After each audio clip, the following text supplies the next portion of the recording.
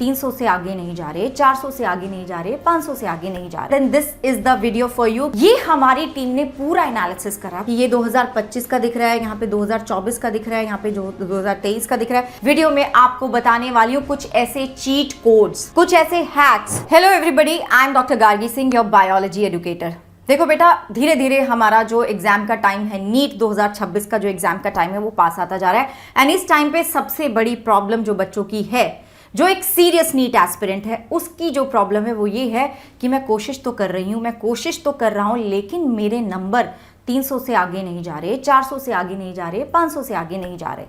तो अगर तुम्हारी भी यही प्रॉब्लम है, then this is the video for you, क्योंकि मैं इस वीडियो में आपको बताने वाली हूँ कुछ ऐसे चीट कोड्स, कुछ ऐसे हैक्स जो अगर तुमने कर लिए तो तुम डेफिनेटली, मतलब रिमेनिंग जो ये तुम्हारे 100 दिन है ना, इसमें तुम आराम से 350 प्लस मार्क्स लेके जा सकते हो। तो मतलब तुम 650 प्लस तक पहुंच सकते हो इफ यू आर स्कोरिंग 300। अगर तुम अभी तक 300 के आसपास स्कोर कर रहे हो, देन डेफिनेटली तुम उससे इंप्रूव करके यहां तक पहुंच सकते हो। लेकिन बेटा, शर्त यह है कि आपको पूरा वीडियो देखना होगा और हर एक चीज जो मैं बोलूंगी उसको मानना पड़ेगा, अपने रूटीन में उसको लाना पड़ेगा। तो अगर तुम रेडी हो तो let's get started with this video. सबसे पहली चीज, मतलब अगर तुम यहां तक आ गए हो तो एक बात तो तय है कि तुम्हारे नंबर 300, 400 इसके आसपास है, या 500 भी है, चलो 600 से ऊपर ही नहीं बढ़ रहे हैं। तो ये जो प्रॉब्लम है ना बेटा, इस प्रॉब्लम का सोल्यूशन तुम्हें मिलेगा और तुम डेफिनेटली 650 प्लस तक पहुंच सकते हो। सबसे पहले ना मैं तुम्हें एक बात जरूर बोलना चाहूंगी कि जो भी बच्चे मेरे सीरियस नीट एस्पिरेंट है, एक चीज इस वीडियो के कमेंट में जरूर लिख देंगे, #लास्ट नीट। मैं देखना चाहती हूं कितने बच्चे मेरे ऐसे हैं जो तैयार हैं अपने आप को पूरा का पूरा न्यौछावर करने के लिए इस अगले 100 दिन में, जो पूरा रेडी है, जो ये बोल रहे हैं कि मैम अब तो कुछ भी, मतलब अब तो मैम आर या पार की लड़ाई है, कुछ भी हो जाए, we are ready to give our 100% नहीं 200% हम अपना दे देंगे मैम। तो बेटा आप लिख देना #लास्ट नीट, क्योंकि आपने ये मन में ठान लिया है कि मेरे पास ना कोई और ऑप्शन नहीं है, मेरे को अगले साल नहीं देना, उससे अगले साल नहीं देना, मैं पंचवर्षीय योजना बना के नहीं बैठा हूं, मेरे को तो भाई इस साल ही अपना सिलेक्शन लेके जाना है। तो सबसे बड़ी प्रॉब्लम जो बच्चे इस टाइम पे कर रहे हैं, नीट की तैयारी जो बच्चे कर रहे हैं, सबसे पहले बेटा या तो कुछ बच्चे टेस्ट ही नहीं दे रहे हैं। अगर आप टेस्ट नहीं दे रहे हैं, ठीक है, अगर आपको यही नहीं पता कि आपके नंबर कितने आ रहे हैं और तुम यहां तक पहुंच गए हो, वीडियो के इस पार्ट तक पहुंच गए हो, तो बेटा आप कंपटीशन में ही नहीं हो, ठीक है। You are not considered as a NEET aspirant. आप जो बच्चे सिलेक्शन लेके जाने वाले हो उसमें हो ही नहीं, तो आप तो पहले ही गायब हो गए। तो मेक श्योर करो, अगर आप टेस्ट नहीं दे रहे हो तो आज से ही मॉक टेस्ट देना शुरू करो। दूसरी चीज, अगर आप मॉक टेस्ट दे रहे हो और एनालिसिस नहीं कर रहे हो, सिर्फ मॉक टेस्ट देते हो और फिर देख लेते हो कि कितने नंबर आए, या वो भी नहीं देखते हो, डर लगता है, क्यों देखें, तो बेटा आपका सिलेक्शन नहीं होगा, ठीक है। आप कॉम्पिटिशन में तो हैं लेकिन आपका सिलेक्शन नहीं होगा। ये बातें तुम्हें बुरी लगेंगी, लेकिन आपको सही रास्ते पे ले जाना मेरा काम है, और बातें मतलब तुम्हें अच्छा फील करवाना मेरा काम नहीं है, मेरा काम है तुम्हें सही रास्ते पे लेके जाना। तो मेक श्योर, मुझसे प्रॉमिस करना, आज अगर आप टेस्ट नहीं दे रहे हो, स्टार्ट टेकिंग टेस्ट। अगर आप एनालिसिस नहीं कर रहे हो तो एनालिसिस करना शुरू कर दो। कुछ बच्चे ऐसे भी होंगे जो एनालिसिस करते होंगे, जो मुझे बोलेंगे कि मैम हम तो एनालिसिस करते हैं लेकिन हमारे तो नंबर फिर भी नहीं बढ़ रहे। तो बेटा आपका प्रॉब्लम मैं बताती हूँ कि आपका लो स्कोर क्यों आ रहा है। देखो, या तो तुम एनालिसिस नहीं कर रहे, या फिर कर रहे हो तो बिल्कुल गलत तरीके से एनालिसिस कर रहे हो। वो एनालिसिस तुम्हें कहीं नहीं लेके जाने वाला, उसका कोई फायदा नहीं होने वाला है। तो पूरा देखना वीडियो को, क्योंकि ये वीडियो ना बहुत ज्यादा काम का होने वाला है तुम्हारे लिए। रेलेवेंट क्वेश्चंस आप नहीं कर रहे हैं, एक होता है क्वेश्चन प्रैक्टिस कर लेना कि भाई जो भी मिले, मैम ने बोला था कि 100 क्वेश्चन करने हैं एक दिन के, एक सब्जेक्ट के, तो मैंने तो 100 लगा लिया। आपने किस तरह के 100 क्वेश्चन लगाए हैं? I mean the quantity will not matter अगर तुम्हारी क्वालिटी बहुत ही बेकार है। अगर क्वेश्चन वही रद्दी हैं, वही घिसे पिटे क्वेश्चन है, then it is not going to help you. And revision, अगर रिवीजन भी प्रॉपर नहीं होना, तो इन सब का सोल्यूशन मैं आपको आज देने वाली हूँ। सबसे पहले तो टेस्ट का एनालिसिस जो बच्चे करते हैं, कैसे करते हैं कि भाई जो बच्चे कर रहे हैं उनका बताती हूँ मैं, जो नहीं कर रहे हैं वो तो एक नंबर और आगे हैं। तुम्हें तो टेस्ट का एनालिसिस करना शुरू कर देना है। अगर तुम चाहते हो कि तुम इस रेस में टिके रहो तो तुम्हें टेस्ट का एनालिसिस शुरू कर देना है। और जो बच्चे एनालिसिस कर रहे हैं, जरा देखो, तुम देखते हो कि मेरे कौन से क्वेश्चन गलत हुए, ठीक है, आप यही एनालिसिस करते हो और कौन से क्वेश्चन मैंने नहीं करे, कौन से स्किप कर दिए, फिर तुम उसको पता नहीं मिस्टेक नोटबुक बनाते हो नहीं बनाते हो, अगर बना रखी है तो सिर्फ इन दोनों को तुम कंसीडर करते हो और फिर अपनी मिस्टेक नोटबुक में लिख लेते हो। मुझे बताना कि यस मैम हम यही कर रहे हैं, ठीक है। अब ये गलत है, क्यों गलत है बताती हूँ। क्योंकि बेटा आपको सिर्फ ये 2 तरह के क्वेश्चंस को ही नहीं देखना है, आपको 4 तरह के क्वेश्चन देखना है। एक गलत क्वेश्चन तो देखना ही देखना है। और गलत क्वेश्चन को मैं सही कैसे कर पाऊंगी? गलत क्वेश्चन तो मैं देखूंगी जिसमें मेरा नेगेटिव मार्क गया है, अब उसका कारण भी देखूंगी कि मेरा नेगेटिव मार्क क्यों गया उसमें। क्या मेरा रिवीजन कम था, क्या मेरा जो कॉन्सेप्ट था वो क्लियर नहीं था, या फिर मैं स्ट्रेस्ड थी उस टाइम पे, क्योंकि जब मैंने पेपर को बाद में देखा तो वो क्वेश्चन का आंसर तो मेरा आ गया था, इसका मतलब मैं बहुत स्ट्रेस थी जब मैं पेपर दे रही थी, ये कारण भी हो सकता है। या फिर मैंने उस टॉपिक के उस चैप्टर के इनफ क्वेश्चंस प्रैक्टिस ही नहीं करे, या फिर प्रैक्टिस करे थे तो वो क्वालिटी क्वेश्चन ही नहीं थे। मैंने तो एरे गहरे नत्थु खैरे क्वेश्चंस कर लिए थे और उनका कोई फायदा ही नहीं था। इन सब चीज़ों पे बात करेंगे हम।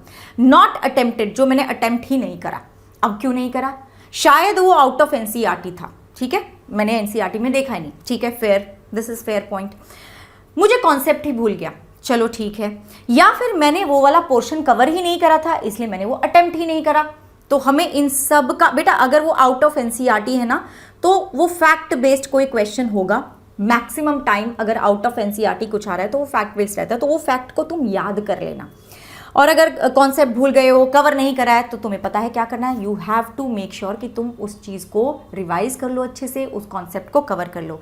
फिर एक जो बच्चे भूल जाते हैं करना इज डिलेड रिस्पॉन्स। जिस क्वेश्चन को तुमने बहुत ज़्यादा टाइम लगा दिया ना, बायो में अगर मैं बात करूँ ना तो बोला जाता है कि 30 सेकेंड, 25 से 30 सेकेंड में तुम्हारा क्वेश्चन हो जाना चाहिए। वैसे तो कुछ क्वेश्चन ऐसे हैं जो उससे भी कम में हो जाएंगे, जो बिल्कुल डायरेक्ट हैं, एकदम फैक्ट बेस्ड हैं, वो तो उससे भी जल्दी हो जाएंगे, लेकिन जो थोड़ा सा सोचना पड़े वो आपका इतने में हो जाना चाहिए। अगर इससे ज़्यादा टाइम तुम लगा रहे हो, 1-2 मिनट लगा रहे हो बायो के एक क्वेश्चन में, दैट मीन्स कि भैया प्रॉब्लम है। तो डिलेड रिस्पॉन्स भी जिसका आया, जिसमें तुमने ज़्यादा टाइम लगाया है, वो भी तुम्हें एनालिसिस में रखना है। और उसका एनालिसिस कैसे करूं कि भाई इतना टाइम लगाने के बाद एक तो मेरा आंसर सही आया है, ठीक है, तो उसको देख के खुश नहीं हो जाना कि मेरा आंसर सही लगा आया, मैंने इतना टाइम लगाया। We have to make sure कि आप उसके लिए एक शॉर्टर वे ढूंढो, क्योंकि पेपर में भी अगर तुमने 1-2 मिनट या 4-5 मिनट एक ही क्वेश्चन पे लगा दिए, that means you are wasting your time. तो मुझे कोशिश करनी है कि उसका शॉर्टर वे मेरे पास हो। एंड अगर इनकरेक्ट ही हो गया है, मतलब मैंने इतना टाइम भी लगाया और मेरा क्वेश्चन भी गलत हो गया, तो नैया वैसे ही डूब जाएगी।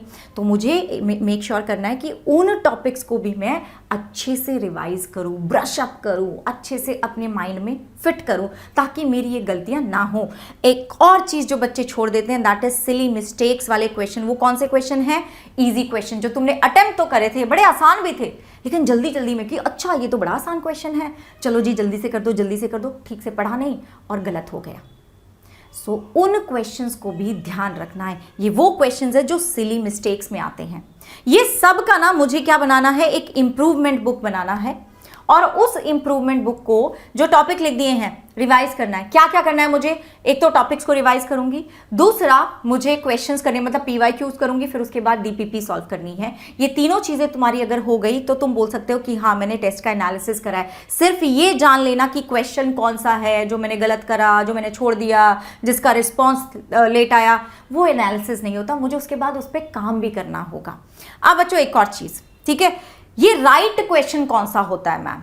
मतलब जो आप बोल रहे हैं क्वालिटी ऑफ क्वेश्चन, ये क्या है बेटा? क्वालिटी ऑफ क्वेश्चन ना, एक क्वेश्चन बैंक बनता है तुम्हारा, चैप्टर वाइज बनेगा या पूरे सिलेबस वाइज बनेगा, ठीक है। अब नाउ दैट यू नो कि तुम कैसे कर रहे हो, कहां से कर रहे हो। एक तो चैप्टर वाइज तुम जो भी कर रहे हो, या फिर जो तुम्हारा मॉक टेस्ट चल रहा है, उसमें वेटेज के अकॉर्डिंग आपको क्वेश्चन आने चाहिए। ऐसा ना हो कि भैया लिविंग वर्ल्ड जो है चैप्टर, उसे 4-4 क्वेश्चन दे दिए, ठीक है। दूसरी बात, type of question from each chapter. आपको ना बहुत अच्छे से ये हमारे जो जहाँ से भी आप पेपर या मॉक टेस्ट दे रहे हैं, उनको अच्छे से पता होना चाहिए कि इस चैप्टर से इस तरह के क्वेश्चन पूछे जाते हैं। देयर आर सम चैप्टर्स जहाँ से बेटा जी मल्टीपल, मतलब जो आपके मैच द कॉलम होते हैं वो ज़्यादा पूछे जाते हैं। एसर्शन रीजन कुछ ऐसे चैप्टर हैं जहाँ से ज़्यादा पूछे जाते हैं। डायरेक्ट क्वेश्चन कहीं से ज़्यादा पूछे जाते हैं। ये पूरा एनालिसिस तुम्हारे इंस्टीट्यूट के पास होना चाहिए। अगर नहीं है, and I like very sorry to say that, मैंने बहुत सारे अलग अलग इंस्टीट्यूट के पेपर्स हमने एग्जामिन करे, एनालिसिस करा, और हमने देखा कि बहुत ज्यादा इररेलेवेंट क्वेश्चंस बच्चों से पूछे जा रहे हैं। ये एनालिसिस ही नहीं करा हुआ कि कहां से कौन सा क्वेश्चन आना चाहिए। देयर आर इंस्टीट्यूट जहां पे उन टॉपिक से भी क्वेश्चन आ रहे हैं जहां जो कि अब रिमूव भी हो चुके हैं आपके सिलेबस में से। तो ये बड़ी ही चिंता की बात है, ट्रेंड का एनालिसिस ही नहीं करा है। अब मैं तुम्हें एक चीज बताऊंगी, ठीक है, you know about our NBTS pro, ठीक है। अब बेटा मैं आपको ये नहीं बोल रही हूं कि भाई क्या है क्या नहीं, मैं आपको एग्जैक्टली बताने वाली हूं कि इसमें हमने क्या अलग करा है, बाकी लोगों से क्या अलग करा है, ठीक है। ये देखो, ये हमारी टीम ने पूरा एनालिसिस करा है पिछले 5 साल के पेपर का। तुम्हें दिख रहा होगा कि ये 2025 का दिख रहा है, यहाँ पे 2024 का दिख रहा है, यहाँ पे जो 2023 का दिख रहा है। डिफिकल्टी लेवल तो तुम्हें चलो मिल जाता है, काफ़ी सारी जगह मिल जाएगा, वो तो चलो ठीक है। लेकिन उसके बाद एक और लेवल पे हमारी टीम पहुंच गई कि कौन सी चैप्टर से, जैसे कि अगर मैं बायोलॉजिकल क्लासिफिकेशन की बात करूं या फिर प्लांट किंगडम की बात करूं, तो वहां से कितने कितने क्वेश्चन किस तरह के आए, ठीक है, कितने क्वेश्चन किस तरह के आए। मतलब वो क्वेश्चन कैसा था, वो क्या डायरेक्ट क्वेश्चन था या फिर वो क्वेश्चन कौन सा था, क्या कहते हैं, ये देखो जैसे मैच द कॉलम वाला था, या फिर वो क्वेश्चन कैसा था, ये देखो जैसे असर्शन रीजन वाला आया हुआ है। तो इस तरीके से पूरा का, ये देखो स्टेटमेंट वाला क्वेश्चन था या नहीं था। तो पूरा का पूरा एनालिसिस कर लिया कि किस चैप्टर से किस तरह के क्वेश्चन आते हैं, किस तरह का पैटर्न फॉलो करा जा रहा है, किस तरह का ट्रेंड फॉलो करा जा रहा है। और हमारा ये NBTS बेटा उसी के ऊपर बना हुआ है। And I also want to tell you that कि यहां पर जो क्वेश्चंस होते हैं वो रिपीट होते हैं। और इस बार NBTS प्रो में तो हम एक और लेवल पे आगे जा चुके हैं, दैट इज ये वाला एनालिसिस भी हमने कर लिया हर एक चैप्टर के लिए, चाहे वो फिजिक्स हो, चाहे केमिस्ट्री हो, चाहे बायो हो। मतलब तुम सोच रहे हो हम इतने डेप्थ में जा चुके हैं कि इजी, मीडियम, डिफिकल्ट छोड़ो, वेटेज वाला छोड़ो, वो तो हर कोई दे रहा है, लेकिन हम यहां तक पहुंच चुके हैं कि भाई कहां से किस तरह का क्वेश्चन आता है, और उसी के बेसिस पे हम आपको NBTS प्रो के साथ देने वाले हैं ये रैंक बूस्टर किट, जहां पे आपको बच्चों ये देखो फिल इन द ब्लैंक्स की अलग किताब मिलेगी, स्टेटमेंट बेस्ड क्वेश्चन की अलग बुक मिल रही है, मैच द कॉलम की अलग बुक मिल रही है, असर्शन रीजन वाले क्वेश्चंस की अलग बुक मिल रही है। तो मैंने बायो का बताया, ऐसी केमिस्ट्री फिजिक्स की भी किताबें आपको मिलेंगी रैंक बूस्टर, जो आपके घर तक पहुंचेंगी बच्चों, जो आपके घर तक पहुंचेंगी। और क्या मिल रहा है यहाँ पे आपको, और NBTS में आपको मिलेगा बेटा 20 ऑफलाइन टेस्ट मिलेंगे जो आपके घर तक पहुंचने वाले हैं with 30 OMR sheet. This will also be delivered at your home. 25 online test आपको मिलेंगे। इसके साथ साथ आपको QR स्कैनर भी मिलेगा एनालिसिस करने के लिए। ये जो मैंने आपको पूरा बताया ना कि ऐसे ऐसे आपको एनालिसिस करना है, इसमें आपके पता है 2 से 3 घंटे जा सकते हैं। लेकिन जब आप हमारे QR स्कैनर को यूज करेंगे तो इंस्टेंट आपको एनालिसिस मिल जाएगा, आपका इंस्टेंट एनालिसिस। तो तुम्हारा टाइम वेस्ट नहीं होगा, तुम्हें सिर्फ इंप्रूवमेंट पे फोकस करना है, और उसके लिए इंप्रूवमेंट बुक भी आपको इसके साथ मिलेगी। दूसरी चीज जो यहाँ पे है आपके पास, which is rank booster kit, जिसमें मैंने आपको बताया अलग अलग तरह की किताबें मिलेंगी, अलग अलग क्वेश्चंस, ठीक है। तो ये आपको मिल रही हैं, देखो बच्चों, ठीक है। 3 आपको असर्शन, मतलब ये 4 आपको किताबें मिलेंगी 3-3 सब्जेक्ट की, तीनों सब्जेक्ट की। साथ में PYQs भी मिल रहे हैं भैया आपको, PYQs भी कवर कर दिए हैं हमने यहाँ पे। तो कौन से क्वेश्चंस रह जाएंगे, हर तरह के क्वेश्चंस हमने कवर कर लिए। फिर बेटा आपको यहाँ पे ऑल इंडिया टेस्ट सीरीज भी फ्री मिल रहा है, जहाँ पे आपको 2 फुल लेंथ 11th क्लास के टेस्ट मिलेंगे, 2 फुल लेंथ आपको 12th क्लास के टेस्ट मिलेंगे, और 6 आपको फुल लेंथ पूरे सिलेबस के टेस्ट मिलने वाले हैं तीनों सब्जेक्ट के। तो ये सब कुछ तुम्हें मिल रहा है। और ये जो मिल रहा है ना बेटा, ये आपको मिल रहा है अभी 1200 रुपये में, जब आप मेरा कोड यूज करेंगे गार्गी, ठीक है। जब आप मेरा कोड यूज करेंगे ना गार्गी, तो आपको 1200 रुपये में ये पूरा का पूरा NBTS with rank booster kit, with all India test series, with improvement book, with PYQ, सब कुछ आपको मिल रहा है 1200 रुपये में। और इतने डेप्थ पे जाके, इतनी एक्यूरेसी के साथ, इतने एनालिसिस के बाद, आपको मेरी गारंटी है, मैं आपको चैलेंज भी कर रही हूं, आपको कहीं नहीं मिलेगा इस प्राइस पे ये कंटेंट, कहीं नहीं मिलेगा। So if you really want कि तुम्हें अपना मेडिकल कॉलेज में पहुंचना है नीट 2026 में ही, तो बेटा this is the way to go. ये आपके पास होना चाहिए, दिस इज मैंडेटरी, कोई दिस इज नॉन नेगोशिएबल। इसमें कोई नेगोशिएशन नहीं हो सकता कि मैम क्या मैं ये कर सकती हूँ, ये ना करूँ तो वो कर लूँ ना बेटा, this is what you need. मैंने तुम्हें बता दिया पूरा 2025 का पेपर आया था, यू नो दैट कि कैसा पेपर आया था। अब अगर हम 2025 के पेपर को बीट करना चाहते हैं तो हमें अपनी तैयारी नेक्स्ट लेवल की करनी पड़ेगी, and for that I need proper analysis, I need those quality question, I need to follow the trend for every chapter, और उस चैप्टर से किस तरह के क्वेश्चंस आते हैं, मुझे ये सब करने की ज़रूरत है। अगर मैं नहीं करूँगी तो वही है, कंपटीशन से पहले ही बाहर हो जाऊँगी, एंड आई डोंट वॉन्ट कि आपके साथ ऐसा हो। सो मेक श्योर करो बच्चों कि आप आज के आज ही इसको एनरोल कर लो। कोड आपको गार्गी लगाना है बेटा, सो दैट आपको फास्टेस्ट डिलीवरी हो जाए इन सब पूरे के पूरे पैकेज की, एंड ऑल्सो आपको मैक्सिमम डिस्काउंट मिले, क्योंकि ना ये जो हमारा ऑफर है, ये जो हमारा प्राइस है वो 27 जनवरी तक रहने वाला है। ये रिपब्लिक डे के उपलक्ष्य में आपको मिलने वाला है, राइट बच्चों। और आपका कोई भी डाउट हो रिलेटेड टू दिस एनबीटीएस तो मुझे कमेंट्स में लिख देना, और मेक श्योर करो कि मॉक टेस्ट देना शुरू कर दो और एनालिसिस शुरू कर दो। वैसे अगर तुम एनबीटीएस लेते हो तो तुम्हें एनालिसिस खुद से करने की ज़रूरत नहीं पड़ेगी, हमारी ऐप आपके लिए एनालिसिस कर देगी। एंड अपने दिल में एक चीज़ लेके चलो कि ये मेरा आखिरी नीट है, ठीक है बच्चों। And wish you all a very happy Republic day. जय हिंद।